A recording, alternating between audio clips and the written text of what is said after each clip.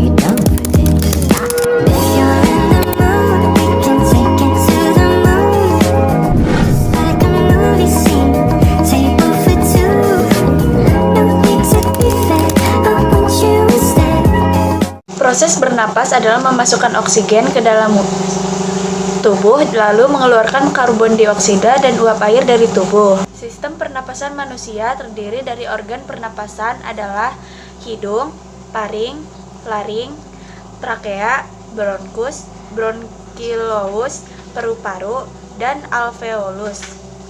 Mari kita bahas struktur dan fungsi satu persatu. Pertama adalah hidung. Hidung terdiri atas beberapa bagian, yaitu lubang hidung, rongga hidung, dan ujung rongga hidung. Di dalam rongga hidung banyak terdapat rambut dan kapiler darah. Kondisi di dalam rongga hidung juga selalu lembab dikarenakan adanya lendir yang dihasilkan oleh selaput mukosa. Berikut perlakuan pada udara yang masuk ke hidung. 1. Udara disaring oleh rambut-rambut halus dan selaput lendir yang terdapat pada rongga hidung. 2. Udara diatur suhunya sebelum masuk ke paru-paru. Artinya, udara dari luar ketika melewati rongga hidung mendapat pemanasan sesuai suhu badan. 3. Udara di dalam hidung diatur kelembapannya oleh selaput lendir. Udara bebas tidak hanya mengandung oksigen, tetapi juga gas-gas lain. Gas-gas tersebut ikut terhirup, tetapi hanya oksigen yang dapat berkaitan dengan darah. Selain sebagai organ pernapasan, hidung juga sebagai indera pembau. Kemampuan tersebut membuat manusia terhindar dari gas beracun maupun berbau yang mungkin mengandung bahan penyakit. Yang kedua adalah faring. Pada pangkal rongga mulut yang berhubungan dengan rongga hidung, terdapat suatu kaput yang disebut faring, anak tekak.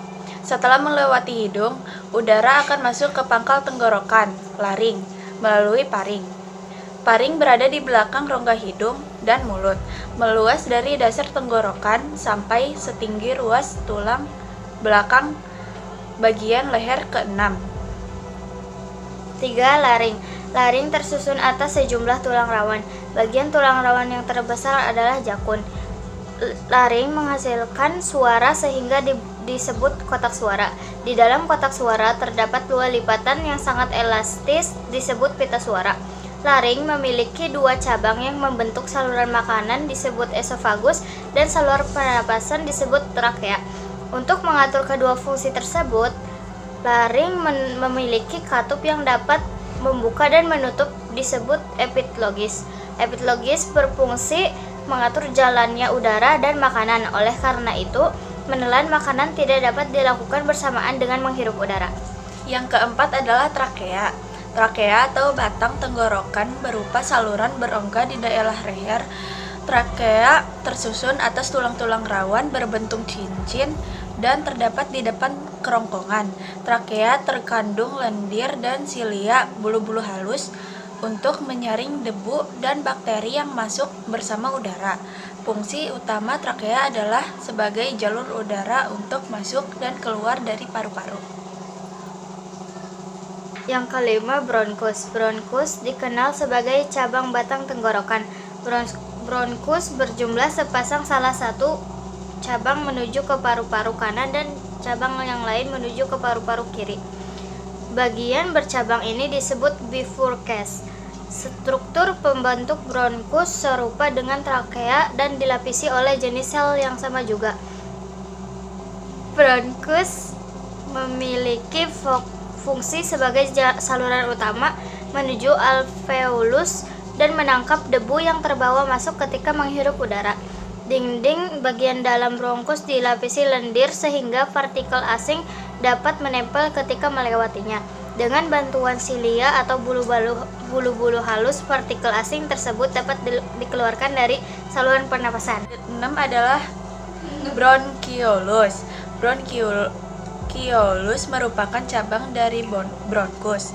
Dinding bronkiolus lebih tipis salurannya, lebih kecil dibandingkan bronkus. Makin kecil saluran bronkiolus, makin berkurang tulang rawannya.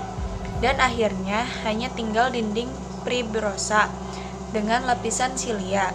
Setiap ujung bronkiolus bronkiolus terbagi menjadi seberkas kantong-kantong kecil mirip buah anggur.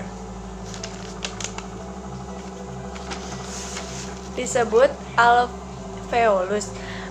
Bronkiolus memiliki fungsi sebagai penyalur udara dari bronkus ke alveolus dan pengontrol jumlah udara yang didistribusikan ke paru-paru melalui dilatasi dan konstriksi. Yang ketujuh, paru-paru. Paru-paru terletak di dalam rongga dada bagian atas.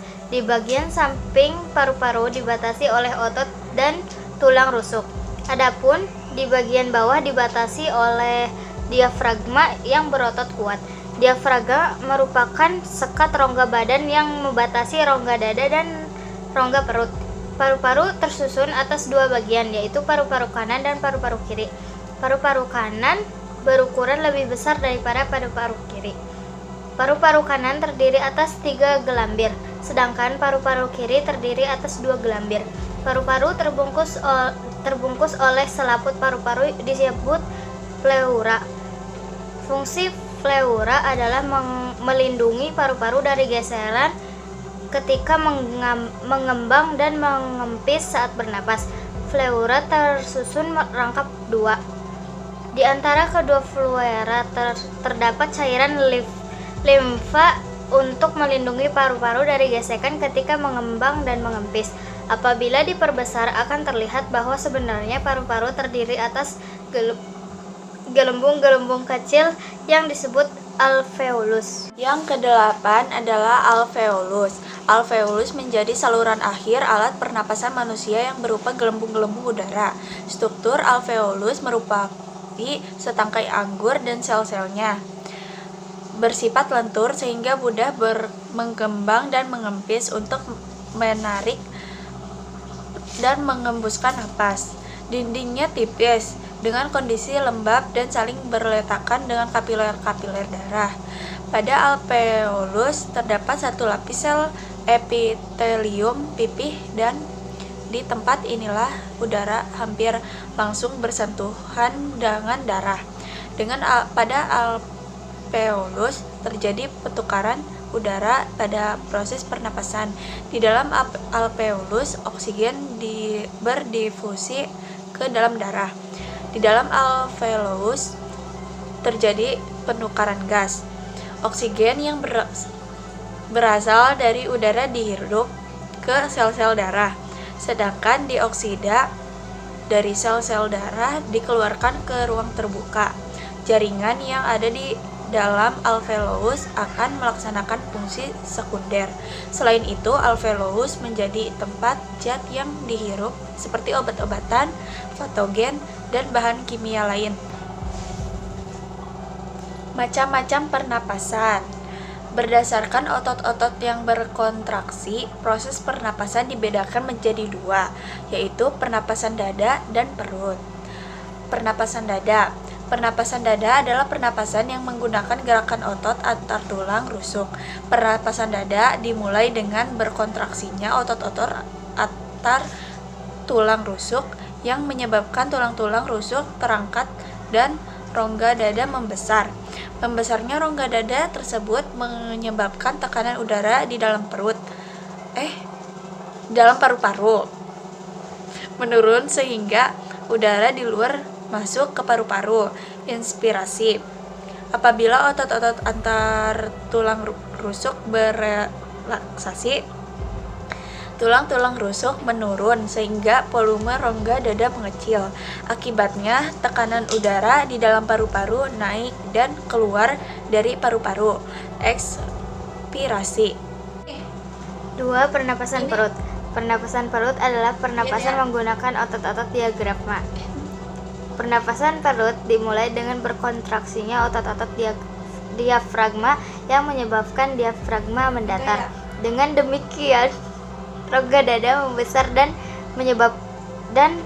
tekanan udara di dalam paru-paru menurun sehingga udara luar masuk ke dalam paru-paru. Inspirasi.